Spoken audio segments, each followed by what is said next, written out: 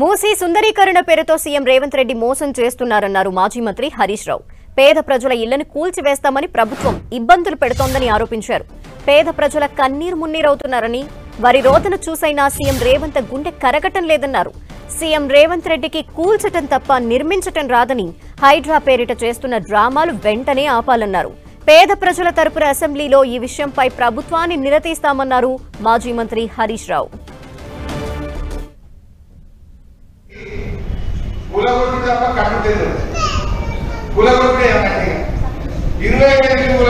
సుందరీకరణ చేస్తున్నాడు. వాళ్ళ పాపం బ్యాంకులలో అప్పులు తెచ్చి రూపాయి జమ చేసుకొని ఇల్లు కట్టుకుంటే దాన్ని కూలగొట్టే కార్యక్రమం చెప్పారు.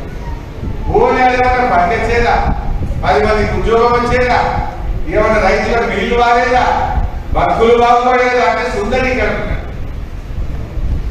మొదలు కనుక్కునిండాలి కదా. ఇక పిల్లల గురించి చూడు, ఈ ఆటోగ్రాఫీ గురించి చూడు, ఇక రైతుల గురించి చూడు, ఇక మహిళల గురించి చూడు, ఇక పెన్షన్దారుల గురించి చూడు, ఇక విద్యార్థుల గురించి ఆలోచించు. పల్లెటూర్లలో ట్రాక్టర్ల డీజిల్ పోతామంటే పైసలు దసరా పండుగ బతుక పండుగ వస్తుంది. ఊర్లో మొన్న బుగ్గలు కాకపోయినా బుగ్గలు వేద్దామంటే గ్రామ పంచాయతీలో పైసలు, బుగ్గలకు పైసలు కానీ 1,00,000 కోట్లు పెట్టి సుందరీకరణ చేస్తారు.